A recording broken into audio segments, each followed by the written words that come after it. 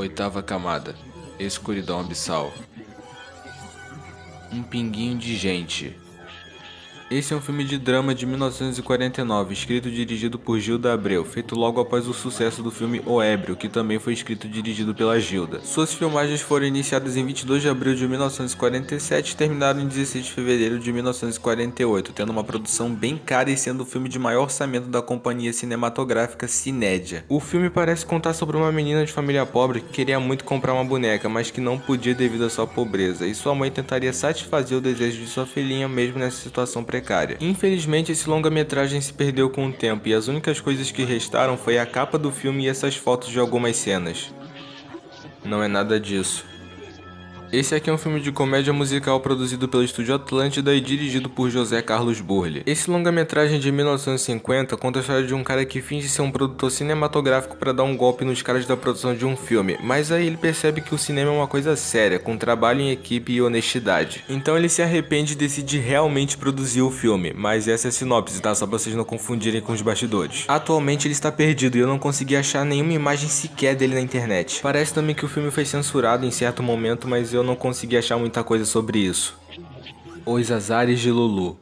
Essa é uma das primeiras animações produzidas no Brasil, feita pelo animador Anélio Latini e seu irmão Mário Latini, quando ambos tinham 14 e 16 anos de idade respectivamente. O curta-metragem conta sobre um cachorro trapalhão que se perde nas ruas, briga com um macaco e ainda ganha graças aos seus conhecimentos em capoeira. Parece que há um tempinho atrás o curta foi exibido num evento de filmes infantis, mas depois disso a gente nunca mais ouviu falar e nem viu ele. E tudo que a gente acha na web é uma foto de uma das cenas do desenho, apenas uma simples screenshot mesmo. Bem, vai que ele tá arquivado em algum lugar lá com outras obras clássicas e algum dia ele é liberado pra todos verem, né? Sam Brook.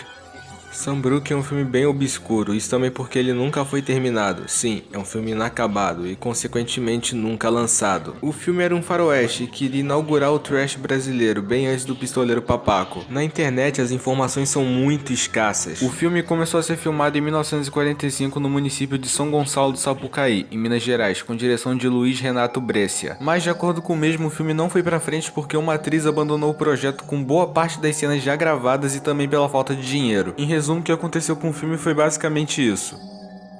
24 anos de luta.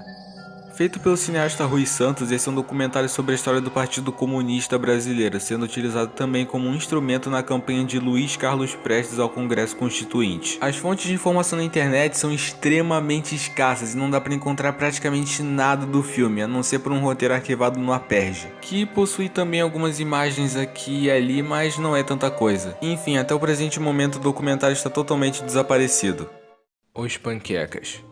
Olha, eu não sei vocês, mas eu me considero um fanzaço dos Três Patetas, o trio mais biruta das telas que fez e ainda faz a minha alegria. E lá pelos anos 70, quando Chaves ainda não tinha vindo aqui pro Brasil, nós tínhamos os Três Patetas, que já faziam um grande sucesso por aqui. Acho que é um dos primeiros programas de humor estrangeiro a fazer um grande sucesso aqui no país. Depois que os Trapalhões saíram da Tupi e foram pra Rede Globo, a Tupi, aproveitando o sucesso do trio, decidiu fazer uma versão brasileira dos Patetas, chamada de Os Panquecas, em 1978, que não era exatamente uma cópia descarada, mas as inspirações são bem visíveis até no cabelo dos caras. A Tupi fez isso também com uma esperança de se recuperar mais da grave crise financeira que ela passava. E ao contrário do que foi entre Chaves e Miguelito, os Panquecas tiveram uma certa audiência e fama na época. O seriado tinha no elenco principal os comediantes Mário Alimari, Sandrini e o saudoso Rony Cócegas, seguindo aquele estilo pastelão e circense dos Patetas e também presente nos Trapalhões. O programa em si está perdido e o que a gente tem são algumas propagandas da época com algumas cenas do seriado e também algumas fotos. Só que tem mais uma coisa, os Patetas brasileiros aí também lançaram um filme em 1979 chamado de Os Panquecas e o Calhambeque de Ouro, que tem completo aqui mesmo no YouTube. E pelo menos nesse filme nós podemos ver como que era a essência desses três comediantes, e eu particularmente acho esse filme muito bom e os três são incríveis. Claro, nada comparado aos Patetas originais, mas eles são muito engraçados e é um filme que eu fortemente recomendo pra vocês. Vai por mim, é um filme bem divertido. Recapitulando aqui, o programa mesmo dos Panquecas está totalmente perdido, mas o filme deles não, e vocês podem achar facilmente no YouTube. Cara, a TV Tupi também, por ser uma emissora bem antiga e que já foi extinta, tem outros exemplos de mídia perdida em sua história, e esse caso com o programa dos Panquecas é só um de vários outros no repertório da emissora. E falando na TV Tupi, ela também está no próximo tópico, então bora dar uma olhada. A última transmissão da TV Tupi. Eu citei no tópico passado que a Tupi estava com uma grave crise financeira por volta dos anos 70. Com isso, tiveram muitos atrasos de salário, houveram problemas com o governo federal e teve até um incêndio que destruiu uns equipamentos novos da emissora na época. E não deu outra, o canal de TV teve que encerrar suas atividades em 18 de julho de 1980 e foi um negócio bem deprimente de se ver, porque os funcionários imploravam para a emissora continuar funcionando, já que, muitos não tinham para onde ir e precisavam colocar o pão na mesa. E até mesmo uma carta foi lida por então presidente João Batista de Oliveira Figueiredo. Nessa carta eles continuavam implorando para que de alguma forma a emissora não acabasse, e só lembrando que teve problema com o governo, então houve um decreto que cassou a Tupi, mas não deu muito certo e a Tupi fechou de vez. Por um tempo o que a gente tinha eram trechos retirados de uma matéria que um jornal da Band já havia feito sobre essa despedida da emissora, mas depois foram encontrados 47 minutos da transmissão. Mas parece que não é toda ela, já que o vídeo começa com uma estática e quando volta o pessoal já tá falando algumas coisas. Bom, me corrijam aí se eu estiver errado. E é aí que temos uma surpresa, o canal Video Archives Brasil, que postou o vídeo da despedida da emissora, foi apagado do YouTube. O vídeo obviamente foi pro saco junto, mas outros canais repostaram a transmissão novamente no YouTube. Ou seja, tá tudo sussa. Homossexualismo, aborto e depravação moral, discos voadores e extraterrestres. Esse título gigantesco aqui se refere a um VHS peculiar do pastor Silas Malafaia. Só ressaltando aqui que muita gente acha que isso é um livro, mas na verdade é um VHS mesmo. Dá até pra você notar isso na imagem se você conhece VHS. Isso aqui também virou um meme há um tempo atrás por causa desse título meio bizarro. E olha, o Silas também é um cara meio peculiar, então nem me surpreendo tanto. E é óbvio que coisas absurdas assim geram curiosidade no público, então começou a busca, mas ninguém achava o VHS, já que ele é bem raro até hoje. Só que então alguns vídeos dele com conteúdo completo foram upados. Ah, que coisa! E onde que a gente consegue encontrar isso, hein, Vinícius? Em sites PORNOS. Oh my God! Sim, não só em um, tem outros também, e é cada coisa, E aparentemente ele também está sendo vendido em formato de DVD no Mercado Livre. E pelo que parece, o resumo dessa ópera é de que tudo que está na Bíblia sobre esses temas do título é o certo, e é melhor eu ir parando por aqui porque senão eu corro o risco de ser cancelado e isso é algo que vai de cada um, Mas sobre esse VHS é basicamente isso. SpongeBob Brazilian Defecation Broadcast. Pera, o quê? Se você entende um pouco de inglês, você já deve ter se ligado, E é isso mesmo que você está pensando. E eu devo dizer em sentido literal. Que merda é essa? Olha, vamos ficar calmos que eu vou tentar explicar o que é isso. Por volta de 2018 surgiu um post no 4chan perguntando sobre o que foi esse incidente. E outra coisa, a origem exata dessa história toda é desconhecida, então a gente não tem exatamente o começo para relatar aqui. Então eis a história. Lá em junho de 2016, perto de começar as Olimpíadas do Rio de Janeiro, foi exibido aqui no Brasil um episódio pirata, um bootleg de Bob Esponja, onde havia uma cena em que o Lula Molusco tocava a nota marrom em seu clarinete.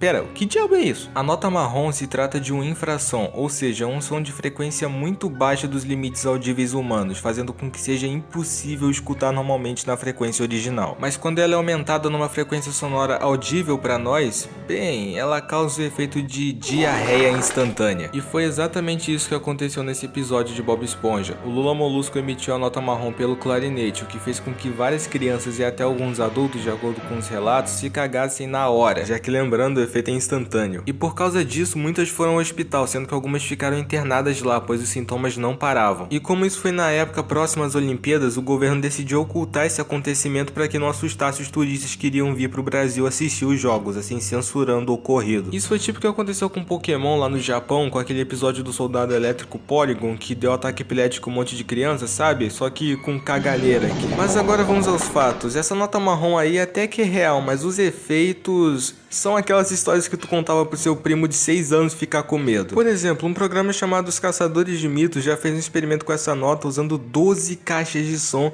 e nada aconteceu. Eu mesmo escutei essa nota numa frequência audível pra mim e pra vocês e não aconteceu nada. Ainda bem, porque senão eu ia ter que lavar um monte de coisa depois. Então creio mais que seja uma lenda urbana criada pelos próprios caras do 4chan só pra zoar mesmo, mas vai que,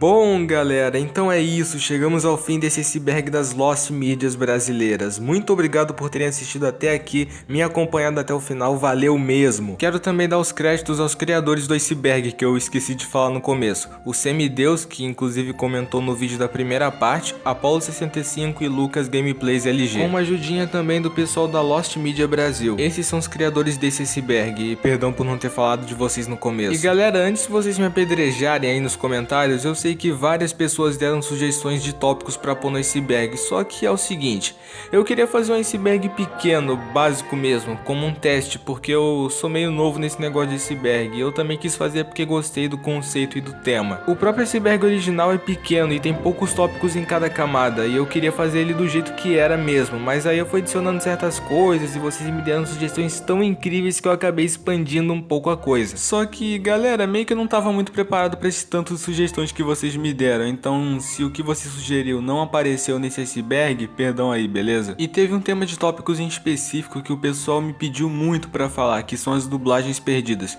Assim, cara, algumas informações sobre tal dublagem podem ser mais interessantes que as outras, mas no geral é a mesma coisa, são dublagens que por X motivos acabaram se perdendo e algumas sendo encontradas depois, né? Vocês me entendem? Fica um negócio muito repetitivo falar de dublagem, e aqui nesse iceberg a gente viu várias, mas isso porque muitas já estavam no próprio iceberg. E se eu colocasse mais, o iceberg iria ficar só com dublagens brasileiras perdidas. E a maioria dos programas com dublagem perdida que o pessoal fala são programas justamente estrangeiros e não algo genuinamente brasileiro. Então prefiro focar mais nas coisas que são totalmente ou parcialmente de nossas terras, sem centralizar muito as dublagens de algo que nem é daqui, só as mais importantes mesmo.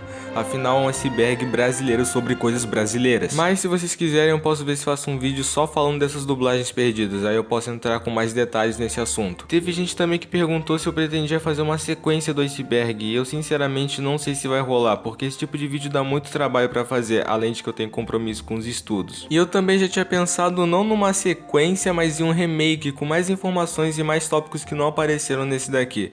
Mas na moral acho difícil de acontecer tanto um remake desse quanto algum outro iceberg aqui no canal. Bom, só o tempo dirá. Então galera, esse foi o iceberg, não se esqueçam de se inscrever no canal, ativar o sino das notificações, deixar o like no vídeo e compartilhar com geral para que eles conheçam o meu canal aqui no YouTube e também esse iceberg cheio de tópicos interessantes. E outra coisa, um monte de gente que assiste os meus vídeos não está inscrito no canal, então por favor vai lá e se inscreve porque assim você me ajuda bastante. Então clica logo nesse botão vermelho de inscreva-se, beleza? Faz favor, na moral. É isso então pessoal, valeu, tchau e até o próximo vídeo.